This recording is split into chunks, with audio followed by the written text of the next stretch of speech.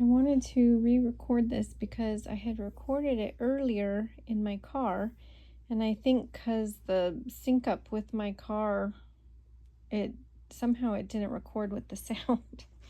So, but now it's late and I'm in bed, and so I'm just recording it with this beautiful background instead of my face. But today I was really, really missing my dad. Today is May 16th.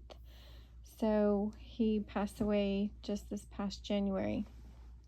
And I just got in my car and I just started crying and telling him how much I missed him and how sad I was. And, you know, that I knew I was supposed to be happy that he was happy, and I wasn't supposed to be so attached to the form, but to the eternal, which I know we never lose, and all the stuff that I know in my head, but my heart was still bleeding. And so I was just crying to him, and I asked him to please show me something of his eternal self that I'm still connected to make me feel better, to give me something to focus on that was something that we haven't lost. And I felt like he called me Sunny Butt again and told me again that I was going to love it there, which he had before, if you watched the other video. And then also that he was again telling me that he was himself, still himself, but all the good and only the good and none of the bad. And he had also basically communicated that to me before. So it just kind of felt like a little bit of a repeat. But then I felt like he said, "Do you know how long I waited to be only the good?" And I said, "Yeah, it was a long time." And they used to say, my mom and my dad used to say that all he ever wanted to do was to be a good boy.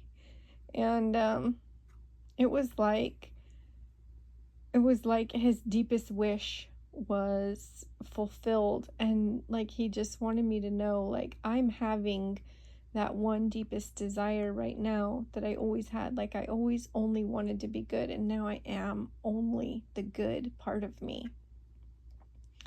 And that was really, really neat. And it was definitely helping me to focus on the eternal and the good and the connection that we still have, and to be happy for him.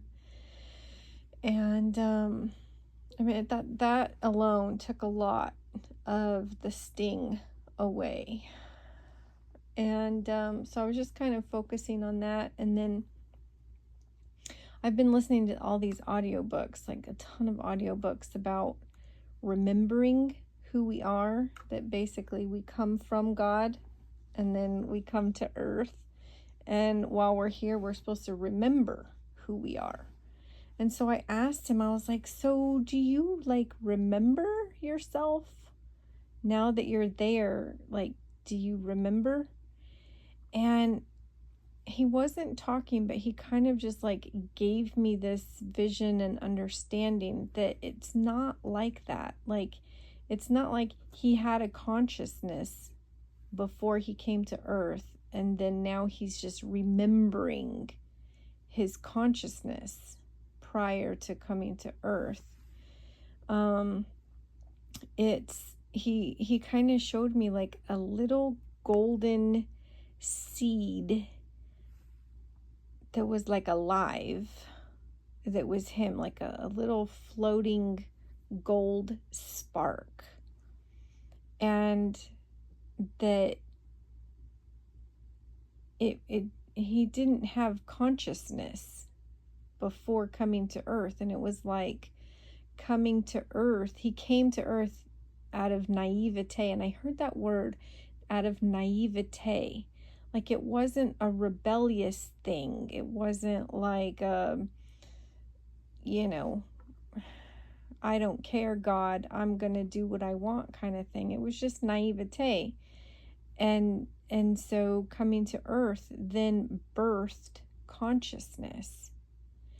And then now that he is there, it's the consciousness that was formed here that's allowing him to be aware of all of the goodness and the blessing that he has.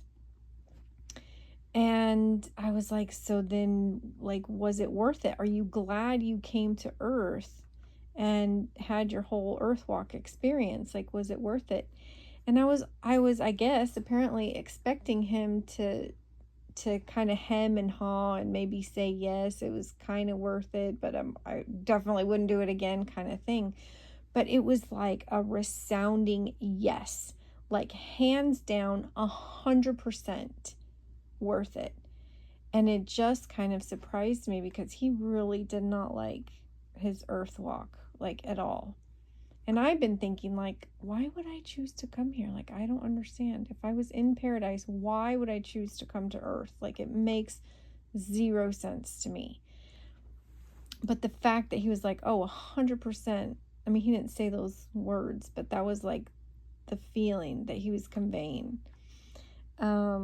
And so I was like, wow, that is so interesting. And kind of made me feel better about the fact that I was here because it's like so worth it to come, but it was because the consciousness develops here, and then you can appreciate and you can understand and you can hold the goodness of God there. And I saw it in a way that I hadn't before. And I'd always heard people talk about, like, oh, well, you can't appreciate the good without the bad. And I'm like, that's so stupid. Like, that is such a dumb way to explain why there's so much hurt and pain and suffering. Like, I could just never buy that. I'm like, that is not my God. My God could figure out a way to make the good without the bad. So that was never something I could adopt. But the way that Dad showed it to me, it was like somehow it reconciled that God didn't make the bad, but that it definitely, the consciousness does help you appreciate the good. And God doesn't make the bad in our consciousness. It's the bad happens because we're just misperceiving his goodness. And that's what creates the bad or the evil or the darkness, the pain, the suffering. And then that's why that goes away when we get there, is because we have proper perspective. And so all the bad that was only a result of our improper perspective, it just vanishes because we now have proper perspective. But it's like having had the experience of the misperception helps you there to appreciate. So somehow I don't know if I'm explaining it right, but somehow it reconciled those two things for me. It made sense. And so I was just kind of pondering that for a while. And then I asked him, like, I don't really know how I asked him because it wasn't really in English, but it was kind of what I was trying to get at was, what would you do differently, or what should I do? Like, now that you're there, what's your advice for me? Like, what's the best thing I can do right now to kind of make the best use of my time? And he said, expand your horizons. And at first I'm like, that is like a weird thing to say. Like, that sounds so shallow and so like generic and like something you would read on a fortune cookie. But then I was like, so what do you mean expand my horizons? In what way? And he's like, in every way. Like, in every way you can expand your horizons. Focus on expansion, not safety, because safety isn't real. And it was like, as soon as he said that, I got it. I understood. And it was just kind of like the whole revelation of that hit me.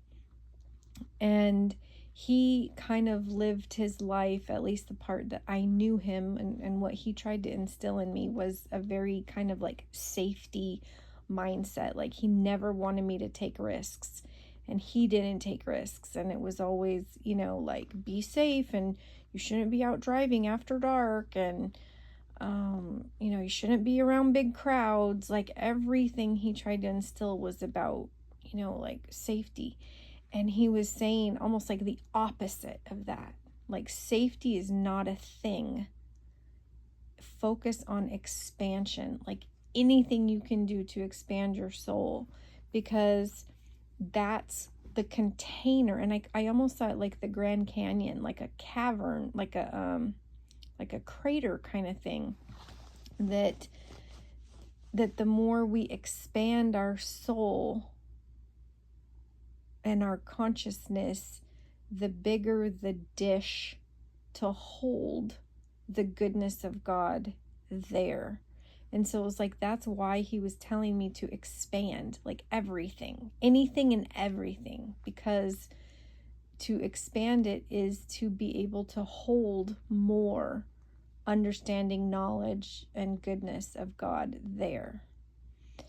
And as far as like the safety not being real, I was like, oh, I can see that, because if there's only good and there's no harm, truly, like in the reality, in the ultimate reality,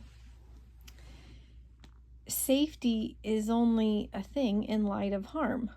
So if there's no harm, then there's no safety. There just is goodness, and that's not safety. So it totally made sense to me when he said that. It's not a thought I would have had he not said it, but then it did make sense after that. And it's almost like him telling me to focus on expansion in like every aspect. It's almost like I felt my heart and my soul expand, like in that moment. It was just him telling it to me, kind of whoosh, like I almost felt like I was in this, I don't know how to explain it, like an open range, like out on the open range or something in Montana, where my soul just kind of opened up and started expanding. But I got it, like what he was trying to give me, I got.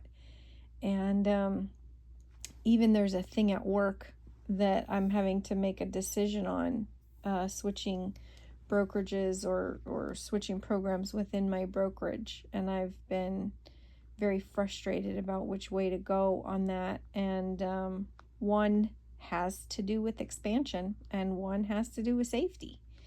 And so it was just like, I didn't have to think about that anymore. It was like, okay, the way he talked about focus on expansion in every aspect, it was like, I didn't even have to wonder about that anymore. It was so clear about that. So, there's a lot more to it, but I feel like I'm just kind of rambling at this point. Those were the main things that I wanted to share or to get out, before they potentially started getting foggy. And it was just amazing what that did for me. And there was not really any missing him anymore. There was not sadness. There was there was only the good of my dad, because that's what he used to give me. Is he would listen to me, he would validate me, and then he would try to say something that made me feel better. And sometimes he would, and sometimes he'd say something really crappy that made me feel worse in the middle of it.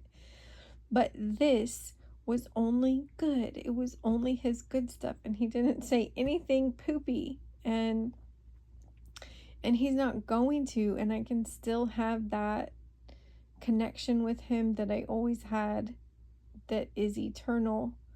And that's the part that I didn't lose. And I did lose his hugs, and I did lose his voice for now, but the good stuff is still there, and I'm still connected to him, and he's still pouring out to me, and it's still benefiting me, and it's even benefiting me more because it's so pure. and it's not mixed in with any other baggage. And it just made me almost like walking on clouds for the whole rest of the day. And it was beautiful and wonderful, and I'm very, very grateful for it.